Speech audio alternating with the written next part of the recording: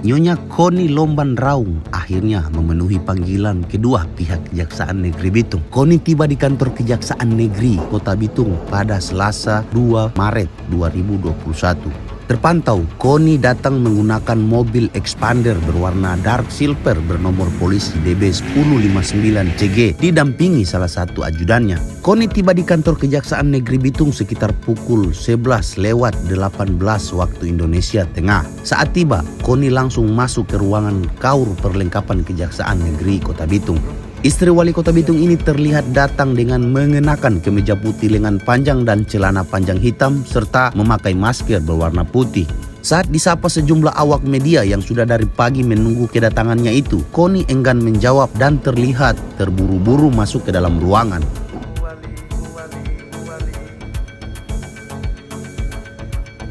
Pemanggilan terhadap Koni yang juga merupakan Ketua TP PKK Kota Bitung ini sudah yang kedua kalinya. Koni sendiri dipanggil sebagai saksi terkait dengan pengadaan maklon baju di Dinas Penanaman Modal dan Pelayanan Terpadu Satu Pintu Kota Bitung. Koni Lomban Raung usai diperiksa Kejaksaan Negeri Kota Bitung memilih kabur alias menghindar dari kejaran awak media saat akan diwawancarai.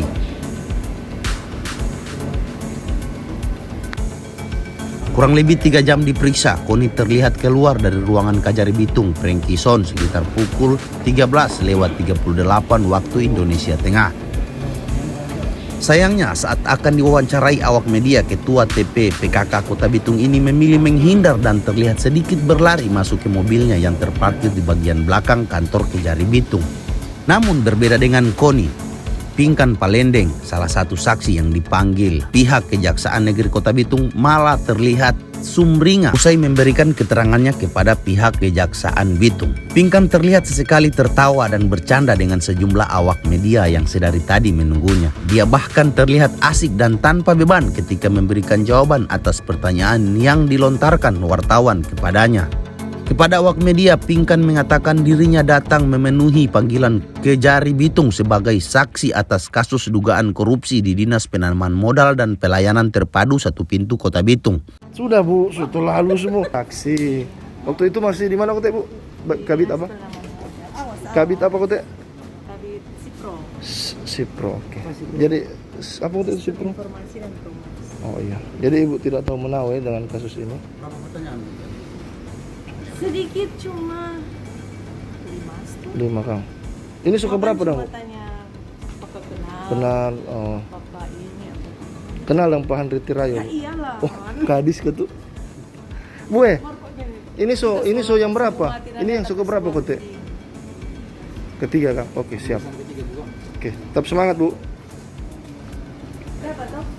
Mantap. Seperti pada video sebelumnya, Kajari Bitung Prengkison menyampaikan akan kembali memanggil Koni Lomban Raung sebagai saksi pada kasus dugaan korupsi tersebut. Dalam pemeriksaan terhadap Koni Lomban Raung, pihak Kejari Bitung juga menemukan hal yang janggal dari pemeriksaan istri Wali Kota Bitung itu. Kejari Prengkison kepada awak media menyampaikan jika dalam pemeriksaan terhadap Koni terdapat keterangan yang berbeda dengan 3 saksi lainnya terkait anggaran pengadaan maklon baju di Dinas Penanaman Modal dan Pelayanan Terpadu Satu Pintu Kota Bitung sebesar Rp500.000. Di mana kata Franky, saat pemeriksaan Koni mengaku tidak menerima anggaran maklon baju tersebut. Padahal kata Franky, dari keterangan 3 saksi semuanya mengatakan jika anggaran Rp500.000 itu untuk pengadaan maklon baju. Kejari pun menegaskan akan kembali memanggil Koni dan 3 orang lainnya untuk dipertemukan secara bersamaan dan akan dikonfrontir mana yang benar dan mana yang salah. Kejari pun saat disentil apakah status Koni yang saat ini hanya sebagai saksi bisa ditingkatkan menjadi tersangka dalam kasus tersebut, Kejari hanya menjawab semua tergantung perkembangan penyidikan. Namun, dia juga mewarning apabila saksi memberikan keterangan palsu dalam pemeriksaan maka siap-siap menerima sanksinya sesuai dengan undang-undang yang berlaku. MPTSP sendiri bagaimana sekarang? Baik, hari ini kami melakukan pemeriksaan terhadap 2 orang, yaitu Pinkan Palendeng, kemudian Ibu Koni.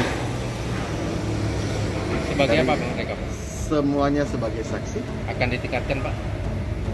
Belum, Ada peluang, Pak? belum ada sampai ke situ. nanti kita lihat perkembangan tergantung perkembangan penyidikannya nanti ya.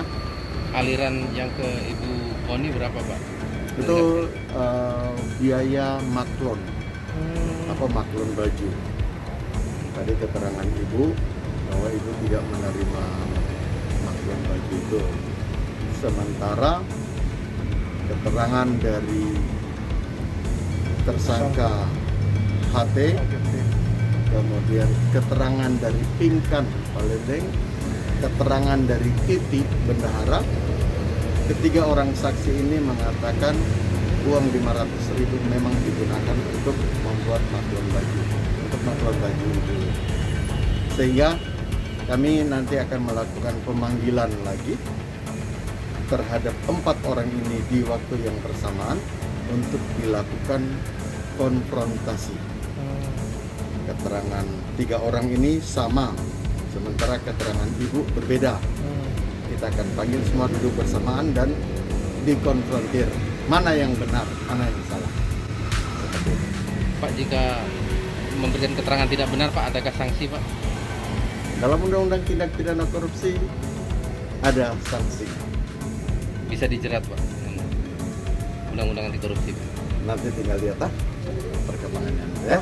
Kaitannya dengan oknum kontraktor dalam kasus ini seperti apa, Pak? Dia dipinjam benderanya untuk seolah-olah dia melaksanakan kegiatan itu Dengan fee Pak ya? dengan fee. Makanya hari ini dia sudah mengembalikan. Hari ini dia mengembalikan fee-nya total sekitar 10.700.000. Pekerjaannya sendiri senilai berapa Pak? Pekerjaannya ada beberapa kegiatan seperti pembelian kulkas, pembelian laptop, kemudian pembuatan partisi, pembuatan Dia baliho banner mobil pelayanan itu dibikin di dalam. Nilai totalnya berapa Pak? Nilai total kegiatan saya lupa, tapi yang jelas fee yang dikembalikan setelah dihitung itu 10.700.000 sekian. karena dia mengembalikan sudah ada upaya baik. Ya, dia hanya dipinjam benderanya untuk melaksanakan kegiatan yang dikerjakan sendiri oleh Andri HT. Pak, Bu Koni tadi dikejar berapa banyak? Belasan. Semuanya di ruangan Pak Kajari atau pisah sama Pinkan? Di pemeriksaan di ruang Kasih Indah.